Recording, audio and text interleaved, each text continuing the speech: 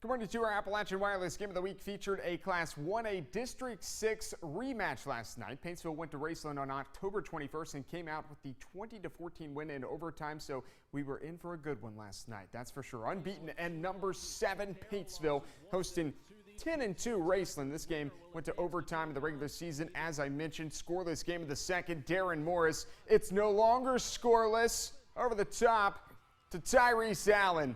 Also a defensive end, 34-yard touchdown, 7-0 Tigers. Less than a minute to go in the half. Exact same play, but this time goes to James Allen, and Paintsville goes into the locker room up 14-0. Let's go second half. Third quarter, enough of this passing attack. Let's go to the ground. It's Kent Phelps. He's looking behind him like, where you guys at? 45 yards, 21-0 he gone. Yes, late third quarter now. Cameron Webb back to return the punt. Watch Webb go. Just cuts across field here, all the way down into the end zone. 21-7. Same score in the fourth when Bailey Walker punches it in for another Raceland score. We got a 21-14 game. Raceland still down 7, facing a 4th and 14. Nathaniel Davidson completes the pass. Paintsville down to the Paintsville 3 with 22 seconds of play. Pike top play contender now. Third down from the 2. Davidson, he's picked off this time by Allen. First interception of the year. He got 2 of them last night. Paintsville stays perfect on the season and repeats as region champions. The final 21-14 over the Rams.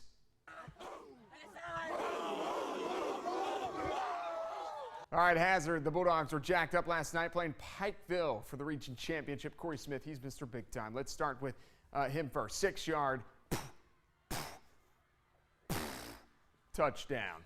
21-7 Bulldogs in the second quarter. That guy is a man-child. Pikeville's last possession before the break, and wide battles picked off by Braxton Whitaker. That was the wrong person, Mr. Battle, but that's okay because they start the second half with an onside kick. The Panthers will recover, and Battle this time will complete the pass to Clay Sloan. Look at Clay Sloan making moves, goes all the way down inside the 11-yard line. So a big momentum shift. Now 4th down, Battle going right back to Sloan, in trouble, scrambling, and Sloan gets both feet in there. Miss PAT makes it 21-13. Let's skip to the fourth quarter. Hazard up 28-13. It's Corey Smith again. 1 tackle, 2, 3, 4. Yep, no, people are tackling their own people. 38 carries for 279 yards and 5 touchdowns. 279, 5 touchdowns for big Corey Smith. And there will be a new champion in the Class 1A this year as the defending champs Pikeville goes down to Hazard 42-19 at the Hambley Athletic Complex. All right, John Hines and the Maroons at the reservation of Pulaski County. Sophomore quarterback Wiley Kane ready to go against Larry French's Southwestern Warriors. First quarter, no score. It's 4th and 4, and Hines says, well, I'll just call a draw play. Yeah, I'll just call a draw play. Jake New, 28-yard touchdown, 7-0 Pulaski County. A draw play. The very next play from scrimmage on the very next possession, it's Patrick Edwards. He down 65 yards to the house. The reservation was rocking 7-7 game. Score stays the same. Late first quarter, Brandon Pruitt, a little double play fake, but not the best pass. Into double coverage. Jake Johnson comes up with the interception, but it was not great for the other quarterback as well. Wiley Kane tipped and picked. Drew Sawyers, yes, I got it. Thank you very much. There it is. I'm just a sophomore. I'm going to be really good. Warriors did not score in that possession, but William Avina tacks on a field goal later, so Warriors gained the lead 10-7. It's good. Back to Jake New, though. Maroons marching down the field. Jake New, big night, but makes a mistake there. Fumbles the ball. Cameron Miller forced it, and Sawyers recovered it. Once again, Warriors do not get anything out of it, so the Maroons got the ball again. Kane out to Jake Johnson. Little fake lateral there, and that's a big gain. Very next play, Jake New takes the toss. Boom! 10-yard touchdown.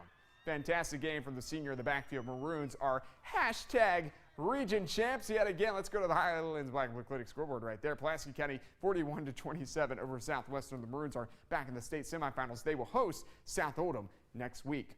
All right, to Class 4A. Johnson Central. you know what? Let's just say they made it 6 straight wins last night. This was a absolute shellacking over Ashland Blazer. Joe Jackson, that's what we're going to start with, dives in the pylon. He scores 7-0 after the PAT. Full disclosure, though, on this play, Josh McKinney, he shot this. He lost the ball, but oh my goodness, look at the block by Tyler Patrick. Then he catches up with Blake Gamble, and Blake Gamble, he gone. 14-0, still early in the first. Meanwhile, this is what the defense was doing. Braxton Ratliff pressured and almost picked off by Devin Johnson. Nathan Wilcox with the pressure, by the way, but JC defense was just about as good as it could get tonight. UPike top play contender. Back to the offense. Back to Jackson. He doesn't really care what's behind him. It's getting silly at the Eagles' Nest, 22-0. It's going to get more silly. Let's go to the second quarter. Go back to number 6, Jackson, one more time, right into your living room. Eagles had a running clock with 10 minutes to play in the very first half. Yikes. Complete domination from start to finish. Johnson Central wins its second straight region championship, 51-0 over Ashland Blazer. Let's stay on that scoreboard, by the way. So who will Johnson Central play? Well, they'll play the team that scored 30 points last night and defeated Mercer County. That is the Wayne County Cardinals. So we have a rematch of last year's state semifinal. Of course, last year it was at Wayne County. This year it'll be at Johnson Central. Let's go to Class 3A now. We're the Corbin cheerleaders, and you're watching Sports Overtime on WYNT. Woo! Corbin, 3A, Region 4 championship. They were taking on Casey County. First play from scrimmage, Casey County comes out firing, but, well, you ain't firing when you get an interception. Cameron McGuett there with the pick. Puts Corbin in good field position. A few plays later, Chase Estep does it all for Corbin. Bang, bang, barely right there. It's 7-0. Just plows his way in. Yes, yes, let's go.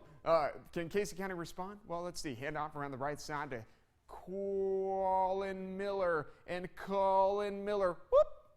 Little juke move there. Picks up 40 yards in the play. And then 2 plays later, quarterback Brees Haynes on the keeper. Dives across for the keeper. It's 7-7. And Corbin, UPike top play contender. Casey County hung around all night. But, well, it's the old reliable wide receiver. Cameron Sizemore goes to A.J. Moore, and he makes people miss. Corbin, they going back-to-back in Class 3A Region 4. They're the region champs. The Redhounds beat Casey County for a second time this season, 38-17, the final at Dennis Stadium. Russell on the road to take on Belfry and the Big Red. We go to the CAM Stadium, the CAM. First play from Russell, well, not so good. Pick.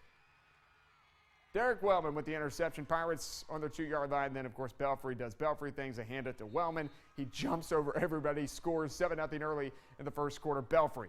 Next drive, Noah Corbett, the quarterback keeper. Nobody focuses on him.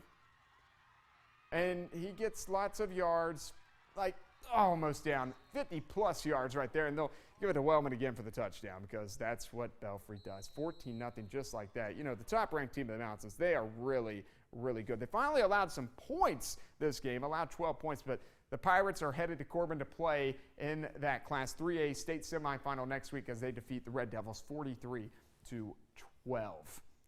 What a night that was, and what a night we got coming up next Friday night. But also, what a night we got tonight. Of course, we got Kentucky and Austin Peay that happens today, and also we'll have some Cumberland's highlights and Alice Lloyd men and women basketball highlights, as well as a story on former Perry Central Commodore Kendall Noble. You want to tune in to the Appalachian Wireless Sports Overtime Saturday night. That's a look at sports this morning. Enjoy your morning.